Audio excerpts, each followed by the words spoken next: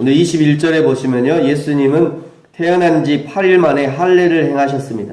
할례를 당한 것이죠. 사실은 율법 아래 있는 다른 사람은 몰라도 적어도 하나님이신 예수님은 할례를 받으실 필요가 전혀 없으셨습니다.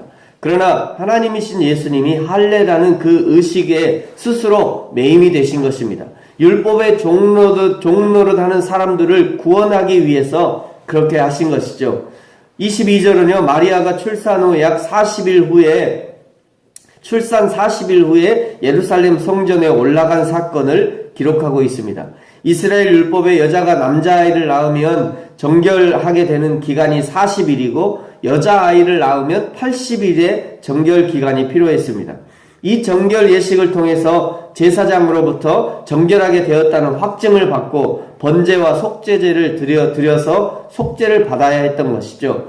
이것만 봐도 우리 하나님이 얼마나 사람을 사랑하시는지, 특별히 여성을 더욱 귀하게 여기시는 것 같습니다.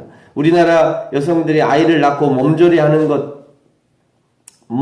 것도 생각해 보면 이 하나님이 정해주신 율법과도 또 맞는 부분이 있는 것 같습니다. 근데 이 예수님의 할례와 마리아의 정결 예식을 기록하면서 특별한 단어들을 반복해서 사용하고 있는 것을 볼 수 있습니다. 21절에 보시면 할례할 8일이 되매, 22절 모세의 법대로, 23절 주의 율법에, 24절 주의 율법에 말씀하신 대로 반복해서 주의 율법 또 모세의 법을 사용하고 있는 것이죠. 예수님의 아버지와 어머니가 철저하게 모세의 율법에 기록된 모든 정결의식을 행하고 있다는 것을 강조해서 보여주고 있는 것입니다. 그만큼 예수님이 태어나면서부터 철저하게 율법을 지키며 율법으로는 흠이 없는 분이었다는 것을 일부러 강조해서 보여주는 것입니다. 우리 기독교인들이 잘못 이해하고 있는 부분 중에 하나가 율법에 대한 그런 잘못된 인식이 있는데요. 이제 복음의 시대, 은혜의 시대에 사니까 율법은 필요 없다, 이렇게 생각하는 사람들이 있습니다. 이것은 이제 세대주의라고 합니다. 세대주의 종말론, 이렇게도 얘기하죠. 그러니까 전 인류의 역사를 7개의 세대로 나누는 것입니다. 그래서 예수님이 오시기 전까지를 이제 6개의 세대가 지나가고, 지금 우리가 이제, 아니죠. 예수님이 오기 전까지 5개의 시대가 지나갔고, 예수님이 오셔서 지금 우리를 은혜의 시대, 이렇게 부르는 겁니다. 그러니까 우리는 은혜의 시대에 살고 있으니까, 모든 것은 지나갔으니까 우리는 은혜의 시대다. 그리고 마지막 예수님이 오시면 이제 그때부터 이제 천년왕국 시대, 이렇게 시대를 구분하는 거예요. 저도 그렇게 배웠던 것 같고요, 이전에. 지금도 혹시 그렇게 가르치는 데가 있는지 모르겠습니다. 그거를 세대주의 종말론 이렇게 얘기하고, 그거는 이미 이단적인 사상으로 정죄를 받았습니다. 이미 그걸 이단이라고 얘기하고 있고요. 근데 지금도 그 세대주의 종말론을 많이 얘기하고 또 영향을 받은 분들이 많이 있습니다. 혹시나 우리가 그렇게 배우면요, 그것은 아닙니다. 그거는 이미 이게 우리 기독교계에서 오래전에 이미 그 세대주의 종말론은 다르다, 또 이단이다, 이렇게 정죄를 받았습니다. 근데 저도 어려서부터 그렇게 많이 배웠고요. 지금도 그것을 또 주장하는 사람들이 있어요. 그건 아닙니다. 그래서 이제 그런 사람들은 우리가 이미 은혜의 시대에 살고 있기 때문에 율법이 필요치 않다, 이렇게 얘기하는 사람들이 있는 거죠. 이제 거기에서 나온 사람들이 또 이제 구약은 필요 없다, 이렇게도 주장하는 사람들이 있어요. 그러나 그렇지 않은 것입니다. 성경 어디에도 율법이 불필요하다는 말을 하고 있지 않죠. 마태복음 5장 17절에서 예수님은요, 내가 율법이나 선지자를 폐하러 온 줄로 생각하지 말라. 폐하러 온 것이 아니요 완전하게 하려 함이라. 천지가 없어지기 전에는 율법의 1.1획도 결코 없어지지 아니하고 다 이루리라 말씀하셨습니다. 결코 없어지지 않는다 말씀하시죠. 사도 바울 역시 율법의 특별한 기능을 갈라디아서 3장 24절에서 초등교사와 같은 기능이 있다라고 말씀합니다. 그러니까 율법이 없으면 하나님의 은혜가 은혜라는 것을 알지 못한다는 것이죠. 후레쉬가 있어서 캄캄한 밤에 길을 찾을 수 있는 것처럼 율법에 그런 기능이 있다는 것입니다. 그렇다고 해서 율법을 지켜야 구원을 받느냐?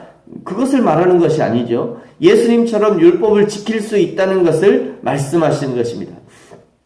성령이 오신 후에 우리가 이제 성경에 많이 많이 읽고 배워서 알고 있습니다만, 성경에도 율법을 완전하게 지킨 사람들이 많죠. 뭐 당연히 예수님이 그렇고요. 사도 바울도 율법에는 온전한 자라 이렇게 얘기하고 있습니다. 성경에 몇 분이 계셔요. 이게 율법으로는 온전한 자다라고 기록하신 예레미야가 그렇고요. 몇 분이 계십니다. 그러니까 율법은 인간이 지킬 수 없다? 이것은 거짓말입니다. 가능합니다. 그러나 이제 연약한 인간들이기 때문에 그걸 자꾸 범하는 거죠. 그래서 하나님이 구약에는 제사를 허락하신 것입니다.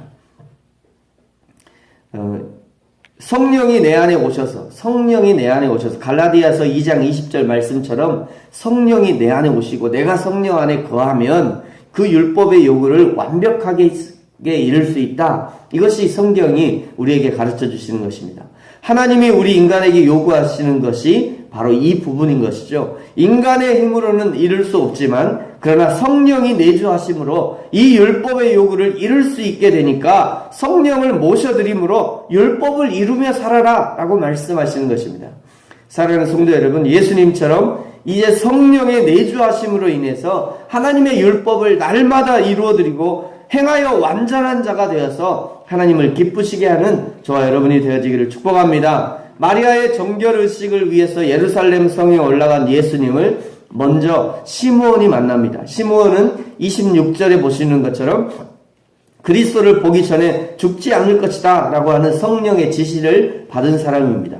시므온이 당시에 몇 살이었는지는 알 수 없지만 어떤 사람들은 이제 이렇게 이 부분을 이렇게 여기 해석하는 분도 있었는데요. 구약에 400년 동안 이게 말라기 이후에 침묵기가 있어서 그 침묵기 동안 내내 살았던 사람이다. 이렇게 해서 어떤 근거로 그렇게 한지 모르겠는데 그렇게 해석하는 분도 있고, 만약에 그렇다면 400살 이상이 되는 거죠.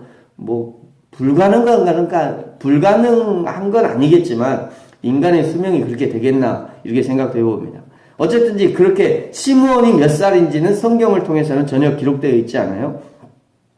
근데 중요한 건 이 시므온이라는 사람은 경건한 사람이었고요. 또 메시아를 기다리는 사람이었습니다. 그 시므온이 그 어머니에게 안겨 예루살렘에 들어온 아기 예수를 보는 순간 이 아이가 하나님이 말씀하셨던 그 메시아라는 것을 알게 되었습니다. 그리고 시므온이 그 아이를 안고 이렇게 노래하죠. 29절부터 32절까지입니다. 같이 한번 읽겠습니다. 시므온의 노래입니다. 시작. 주제여, 이제는 말씀하신 대로 종을 평안히 놓아주시는도다. 내 눈이 주의 구원을 보았사오니 이는 만민 앞에 예비하신 것이요 이방을 비추는 빛이요 주의 백성 이스라엘의 영광이니이다 하니. 아멘. 찬송을 마친 시므온이 앞으로 예수님을 기다리고 있는 일에 대해서, 앞으로 예수님에게 닥칠 일들에 대해서 예언합니다. 34절, 이스라엘 중에 많은 사람을 패하거나 흥하게 하며 비방을 받는 표적이 되기 위하여 세움을 받았고, 칼이 어머니 마리아의 마음을 찌르듯 할 것이고 여러 사람의 마음의 생각을 드러내게 할 것이라 말씀합니다. 이 시므온의 말대로 예수 그리스도를 믿는 자는 영생의 복을 누릴 것이고 흥하게 된다는 것이죠. 믿지 않는 자는 지옥 형벌을 받게 되는 것입니다. 그야말로 패하게 되는 것입니다. 시므온과 헤어진 후에 이번에는 안나라는 선지자를 만납니다. 안나는 84세의 노인이었습니다. 그는 평생 성전에서 주야로 금식하며 기도하던 사람이었죠. 34절은 이 안나 선지자가 속량을 바라는 모든 사람에게 예수님에 대해서 말하였다라고 기록하고 있습니다. 예수님의 탄생부터 죽음에 이르기까지 이 안나가 선지자였으니까 분명히 구약에 예언된 그런 부분들을 짚어가면서 사람들에게 이 예수님이 어떤 분이고 이 예수님이 왜 인간으로 오셨으며 이 예수님이 앞으로 어떤 일을 하게 될 것이다. 구원의 그 전 과정을 거기에 왔던 사람들에게 설명했던 것 같습니다. 요셉과 마리아 편에서 보면 어린 예수의 할례와 그리고 마리아의 출산 후 정결의식이 중요했겠지만 하나님 편에서 보면 이 시므온과 안나 선지자를 통해서 확증되는 이 예수님에 관한 말씀들이 매우 중요했다. 하나님이 그것이 중요하셔서 그 어린 나이에 마리아의 품에 안겨서 이 예루살렘 성에 올라간 것입니다. 저와 여러분은 어떻습니까? 오늘 나의 입술과 삶을 통해서 이 예수 그리스도를 증거하고 계십니까? 우리 편에서는 어떤 기도가 응답되어지는가, 내가 어떻게 하나님 앞에 쓰임받을 수 있는가, 이것이 중요하겠지만, 그러나 하나님 편에서 보면 너를 통해서 어떻게 예수 그리스도가 증거되어지고 있는가, 그 무엇보다도 중요하다고 하나님께서 생각하시는 것입니다. 왜냐하면 그것이 저와 여러분을 부르신 목적이기 때문입니다. 사도행전 1장 8절 말씀, 오직 성령이 너에게 임하시면 너희가 권능을 받고 예루살렘과 온 유대와 사마리아와 땅끝까지 이르러 내 증인이 되리라 하시니라. 내 증인이 되리라 하시니라. 이 되리라 하시니라, 이 말씀은 증인이 되어야 한다는 것입니다. 증인이 되게 하기 위해서 성령을 너에게 주셨다라는 말씀입니다. 이 증인이 되기 위해서 예루살렘과 온 유대와 사마리아와 땅끝까지라도 가야 할 것을 말씀하시는 것입니다. 저와 여러분이 날마다 이 사명을 잊지 않고 기쁨으로 감당하는 저와 여러분이 되어지기를 예수님의 이름으로 축복합니다. 제가 한번 기도하겠습니다.